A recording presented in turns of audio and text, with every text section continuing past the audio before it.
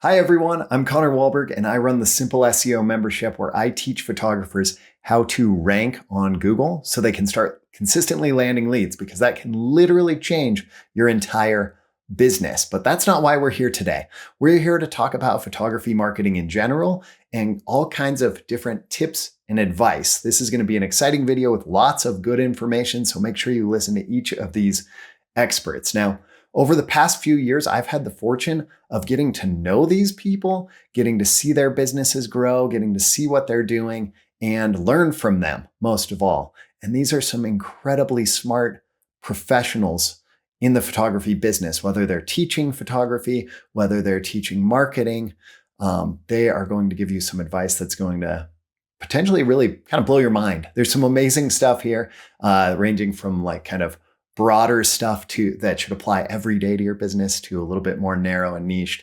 And all of it is very helpful. So I definitely recommend watching this whole video. If you're enjoying this, please make sure you do subscribe to this channel as well, because I'm going to be doing more stuff like this in the future. I just think it's way too valuable. It's too helpful to not share. And we're all in this to try and grow our photo businesses. So here's a quick intro to some of the stuff that you're going to see. You're going to hear from Heather. She's going to share her 3-step simple process to landing clients. When you hear it, you're going to be like, oh, no brainer, right? But if you can remember this thing, it can change everything for you. Forrest is going to be up next. He's going to talk about his counterintuitive approach to website design, which is very interesting and makes a whole lot of sense, actually. Then Nicole's going to jump in and she's going to explain how a short video added to your site is going to increase your conversions. It's going to let people get to know you. There's all kinds of reasons why you can do this and should do this, because it's going to help you significantly. Then Raymond's going to hop in, and specific to wedding photographers, he's sharing a QR code method that is very interesting, and it grows his email list and pays for that growth too. And I think this could be applied in a lot of other ways in other industries as well. Then Nicole Begley is going to jump in and she's going to talk about charitable marketing, which is a win-win-win situation. It's a win all around, and it's for a great cause. So everybody should be considering that as well. And then finally, Natalie Jennings is going to come in and she's going to talk about growing your email list, which we've all heard. We need to grow our email list, right? But why do we need to grow it? What's it going to do for us? And how should we be growing it? So she kind of goes into some more details about the purposes of why we're doing this in the first place, and that numbers really don't matter. Now, I'm really excited to jump into this video. And before we talk with all these other experts, I wanted to share one real quick tip from the SEO side of the equation, because I had to include something in here.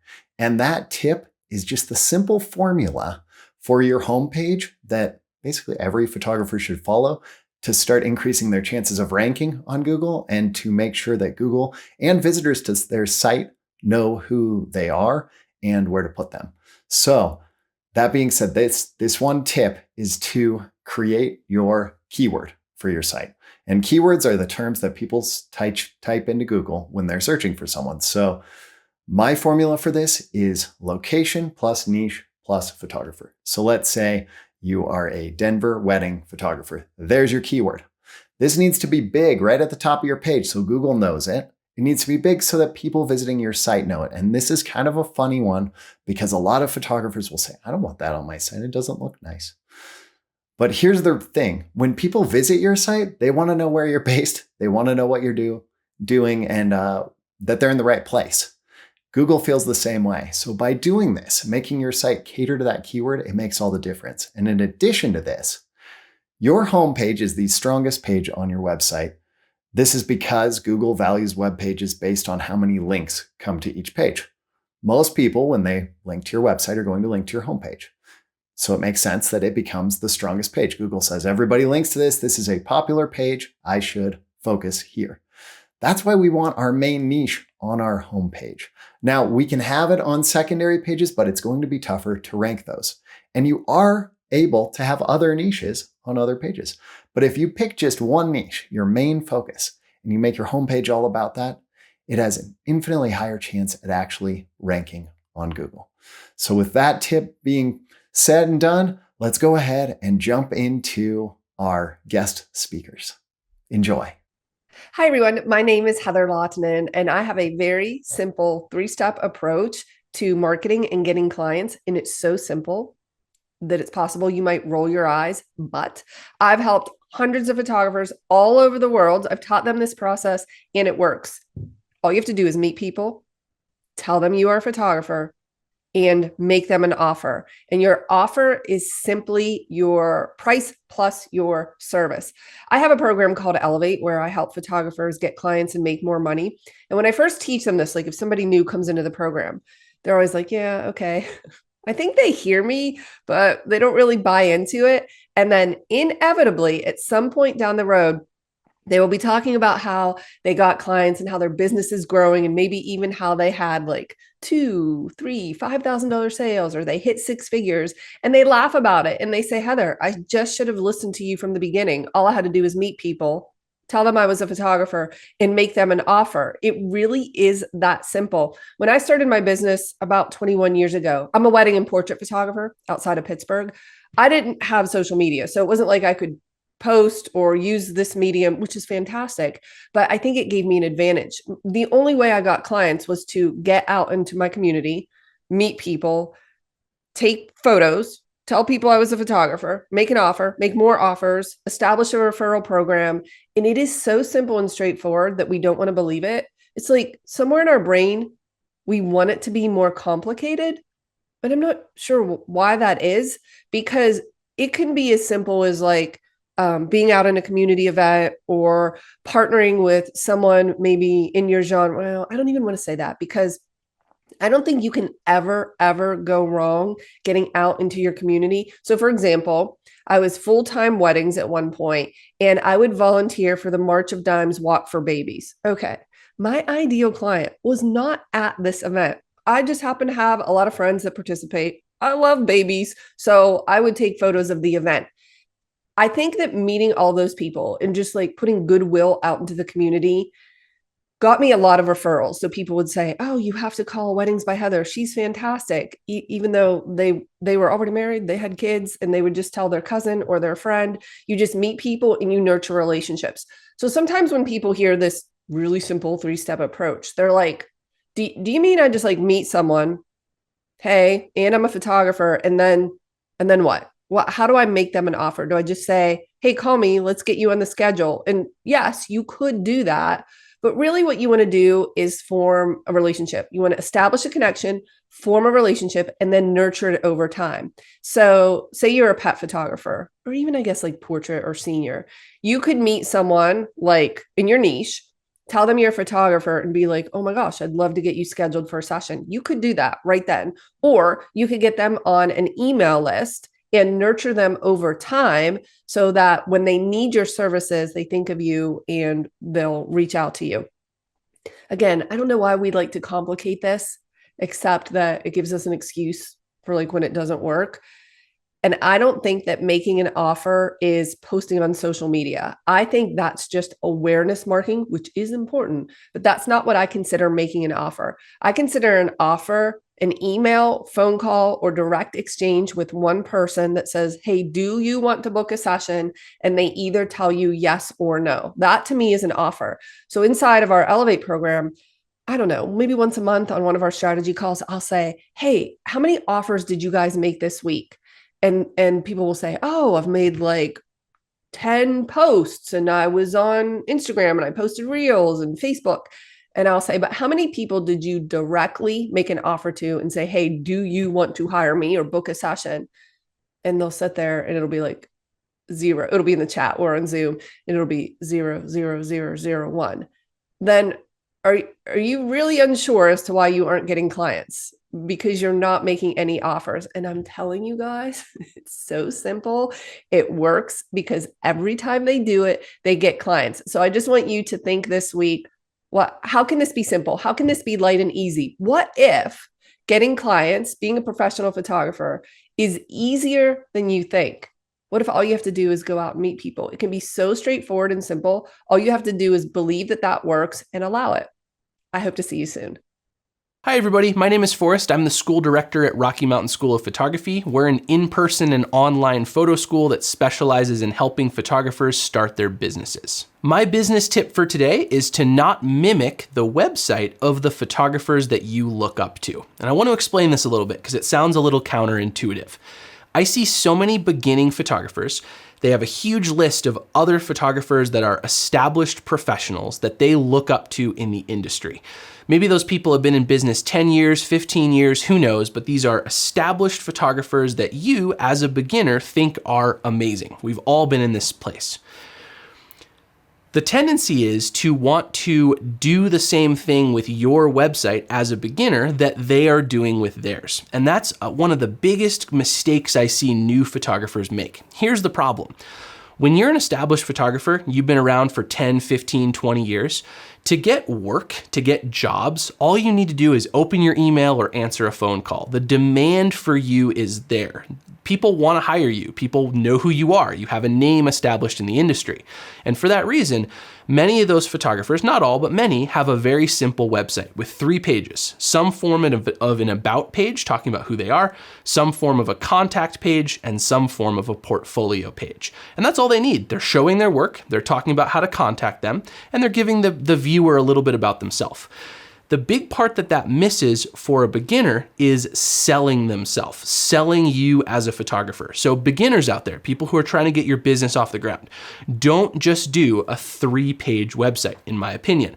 I think you should add another page or pages that really sell photography as a service, sells what it is you're offering. So wedding photographers, that is going to be a page on your website called weddings. And maybe there's some portfolio work on that page, but there's also information on how to book with you, on pricing, on deliverables, on what's included with the shoot day, on what packages you may have. Giving the customer all of the information they need in order to know whether you're the one that they should hire. The way I like to think about it is this. The only thing someone knows when they get to your website is what they want to hire you for. That's it. So you need to have a button or a page dedicated to that potential customer's questions, information, all of the things they need to know. Commercial photographers, same thing could be true for you. If you're, say, a small business commercial photographer, you want to do jobs for local coffee shops. Well, great. If I'm a local coffee shop and I want to hire you, I want you to tell me how you can help me as a local coffee shop. Do you do lifestyle photos inside the coffee shop? Do you do product on white if I have some coffee that I sell? Will you do catalog images? Will you do website images? Will you do social media images? Have a page on your website that breaks that stuff down. A good benchmark for this is I like to tell most new photographers to aim for between 2,000 and 2,500 words on your website. This helps with SEO, a lot of stuff that Connor talks about. This also is just a good benchmark that if you have that many words, you know that you're fully explaining the services that you offer. Some of this could come from FAQs if you want to have frequently asked questions. If you're having a trouble coming up with so many words, you could also incorporate a blog into your website that gives people a bit more information about what you offer or some recent shoots that you've done. But that 2,500 word max, or not max, but goal is a good indicator that you have enough information and enough text on your website. So it all boils down to this. Portfolio, about, and contact are great if the person visiting the website knows that they already want to hire you. The problem is, as somebody new, we need to sell ourselves. We need to show somebody why you're worth hiring.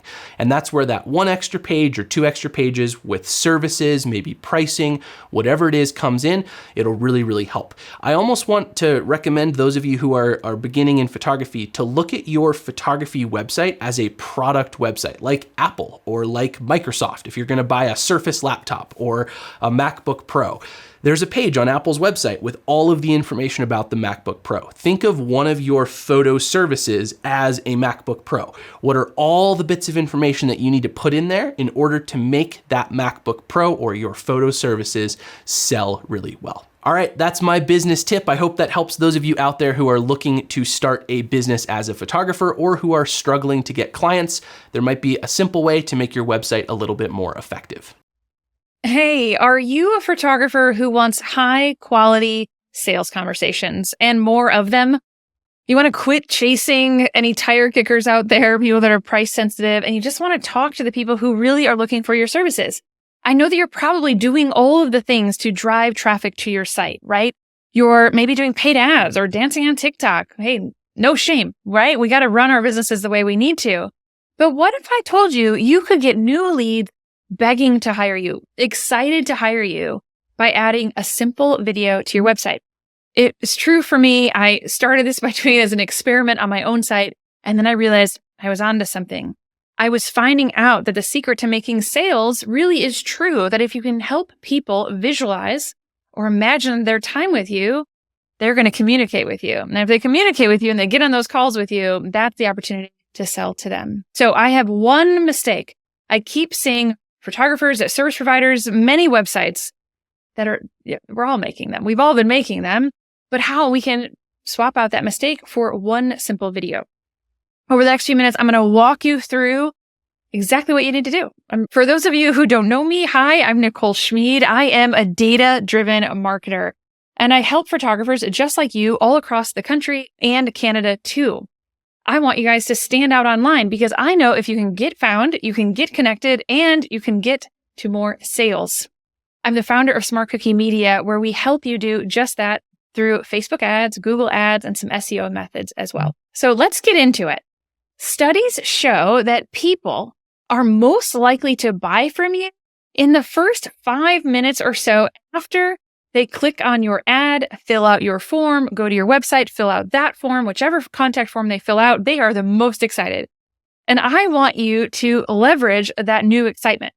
Because most of the time, all they see during that critical window is a boring confirmation page. Or maybe a dry, delayed welcome email, right? I'll show you that I've helped hundreds of clients do exactly these next few steps to help stop leads in their tracks and roll out the red carpet just with this one video. This is how to take their brand new excitement in those first 5 minutes when you can't get to them and make sure you leverage it for the next steps. Make sure that you have a connection so that you can have a conversation and so you can close more sales. We all know that when you start attracting the right people, you can also work to repel the wrong people. You can do that when you stop sending people to that boring confirmation page, right? To a boring thank you page and start building rapport and sales. So what do you say in this video? You say whatever it is you would say if you had the opportunity to talk to them right then. You tell them that you're thankful and grateful that they found you and that they filled out your form. Maybe you show up behind the scenes or on location with your gear, that expensive gear that communicates price point. Maybe a stylist or two is with you. You show up with the excitement that you are so thrilled that they're there in your space, and then you give them a to-do. You tell them to download your wardrobe guide if you have one. Or maybe you tell them to go check out other before and afters on your Instagram or Facebook page. Maybe you tell them, shoot me a text if you can talk right now and I'll stop what I'm doing and message you. Maybe you make a little joke, whatever it is, show off what it's like to be in your space. Prove to them with this thank you page that you think of every single detail. Whatever it is you're going to tell them, I want you to help them visualize whatever the next steps are with you. I do this on my own page a little bit extra. I now have where I have 3 steps where people actually have to communicate back to me. I find it so powerful, not just to know why people are showing up, but to be able to use that language back with them so I can make sure I understand what it is they're looking to buy, what it is they're looking to change. So because you likely don't have time to learn one more marketing thing, you're already doing so much. How about I give you a link below direct to the 30-minute workshop that I created? You probably don't even want to script a video for this right now either. Maybe ChatGPT could do it for you, or seriously, just take my tips above and you could do it straight away. So I'll include that link below. If you want to find other ways to close the gaps in your sales, to make sure you're not missing any of these little details in your marketing and your sales, reach out anytime. Hey everybody, I am Raymond Hatfield. I was a wedding photographer for 10 years, and I am now the host of the Beginner Photography podcast.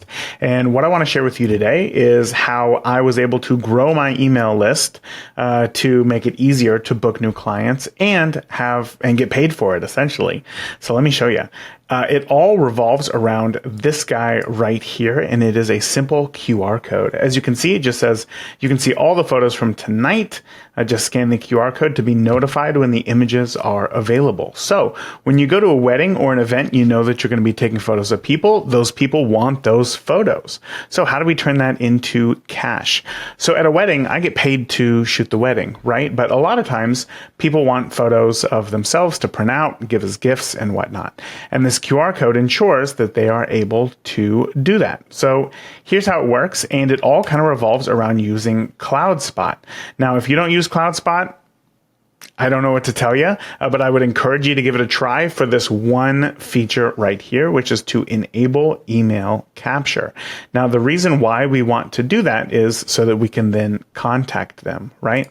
So let me show you how this works. Sometimes you'll have a gallery that has literally hundreds of people signing up to see their photos, and then they will then buy the photos. So let me show you what it actually looks like. When I go to a wedding, right, what I do is I take plenty of photos of guests at that wedding, and it could be, just grip and grins. It could be photos of, a mom and a daughter, or, the couple with friends, people dancing, whatever it is. I want to give this gallery to the guests without having to give them all of the photos from the wedding day for maybe privacy concerns. This is just for people to be able to download and buy photos of themselves.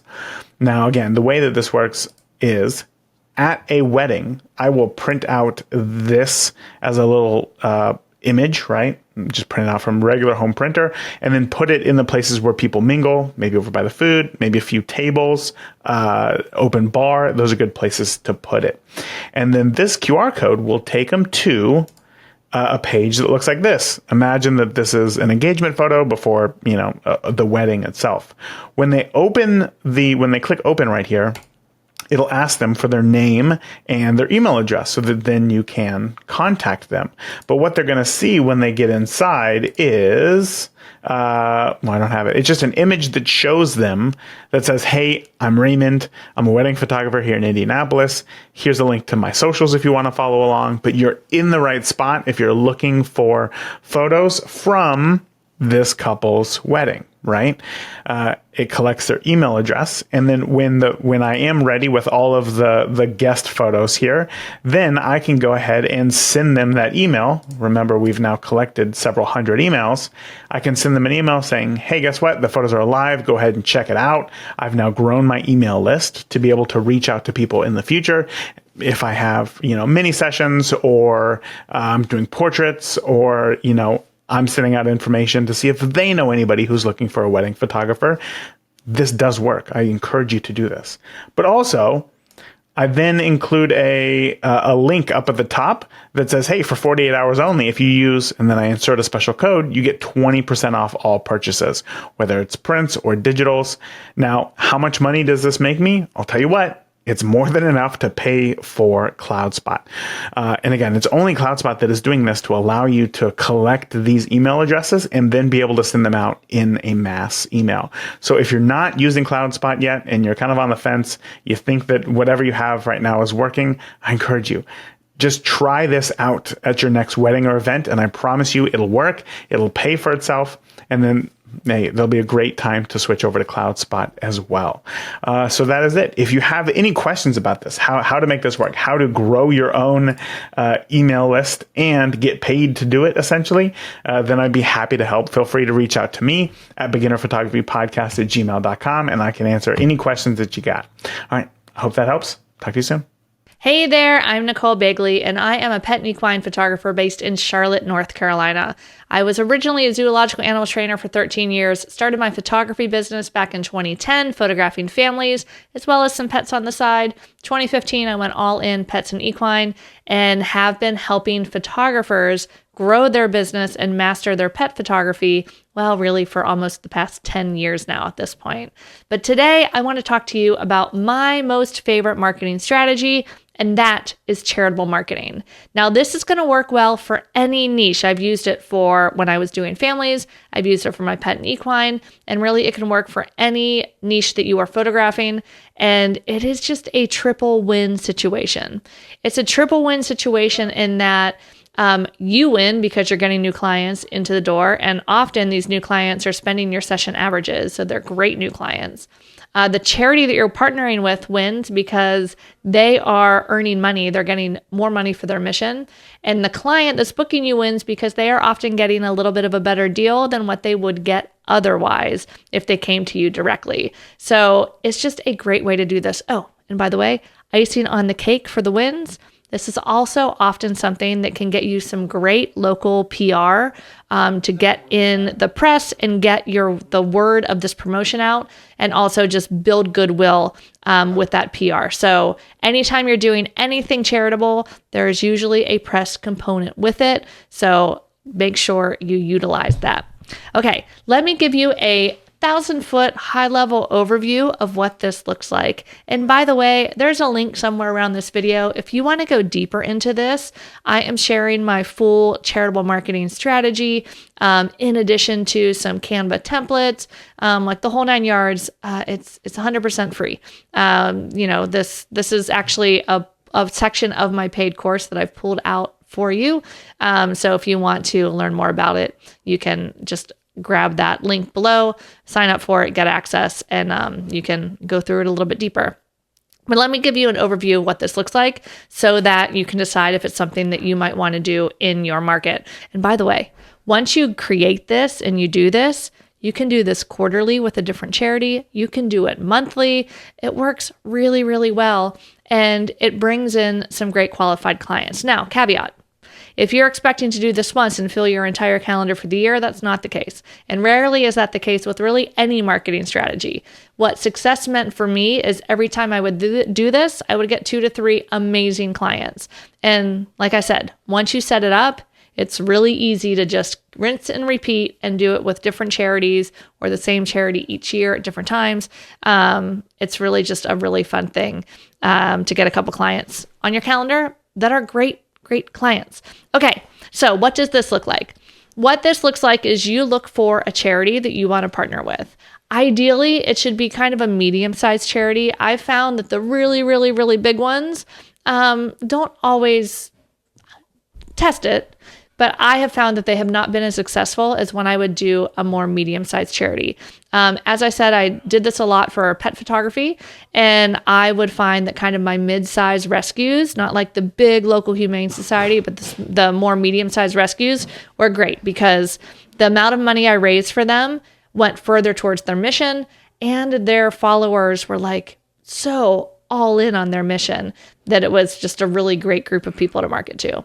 So you choose a charity, you make a special offer, and then that charity promotes that special offer to their followers. That's it. Really, really easy. You can also promote it to your followers. I think it depends how often you're doing this. And you don't necessarily want to be doing it, although I guess you could, even if you were doing it monthly. It's like, hey, this month we're supporting this, come book your session. So you really could promote it to your people every time too. There's one other thing you can consider as well, and that is bringing in a third marketing partner. And this would be a for-profit business that you could bring in, that they would basically help promote it. Maybe they would donate, like even just like some coupons or a little swag bag or something like that. But it's really, they're coming in for the goodwill, for getting some of the press, and really it's just to help promote. If you're doing kind of a mini session thing and you're doing it like at their store, yeah, you can do that too. But I love to do this charitable marketing for full sessions. So I'm getting full paid clients into the door on my books and on my schedule. So that's really high level. All it is, you choose a charity, you make a special offer, they promote it to their followers. You can also promote it to yours. You get great new clients on the books, and rinse and repeat, go again and again. And yeah, it is a fantastic way to grow your business. So like I said, links around this video, go ahead and click on that and you'll get full access to my charitable marketing training, which is actually only inside my paid course right now. So I pulled that out just for you to get special access. Enjoy.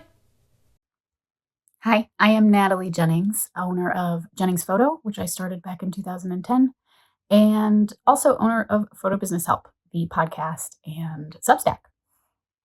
I want to talk to you today about starting and nurturing your email list. I know you hear this a lot, but I have a lot of clients, my coaching clients in Photo Business Help, that are really, really focused on numbers. How many people are following me? How many people are engaging with my social media content, et cetera, et cetera. And I think our culture right now is really driven towards the numbers. But if you're a service-based business, AKA a photographer, generally there's only one of you. And unless you're trying to grow a studio, and that's great, if it's just you, it's helpful to remember that there's only so much that you can do, period.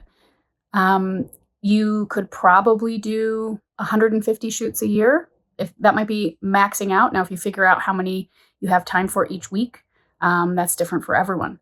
The reason I'm bringing this up is an email list really lets you hone in on very, very interested people, and you don't actually need any more than that. So start your email list if you haven't started one yet.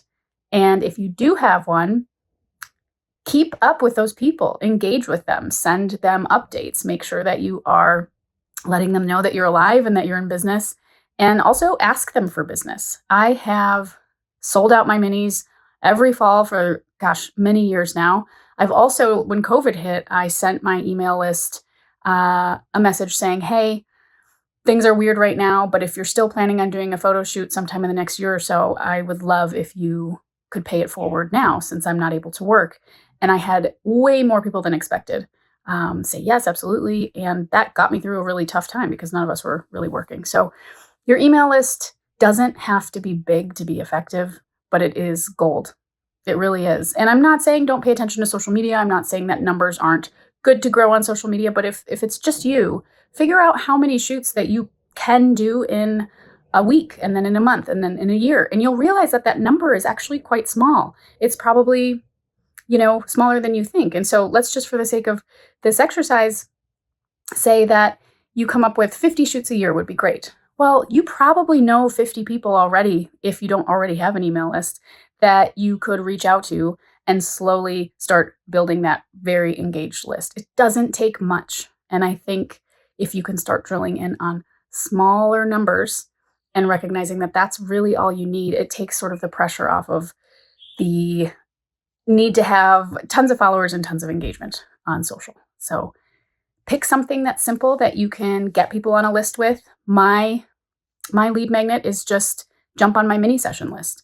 If you're on a budget, minis happen a couple times a year and they're much cheaper, et cetera, et cetera. And my mini session list it's always growing.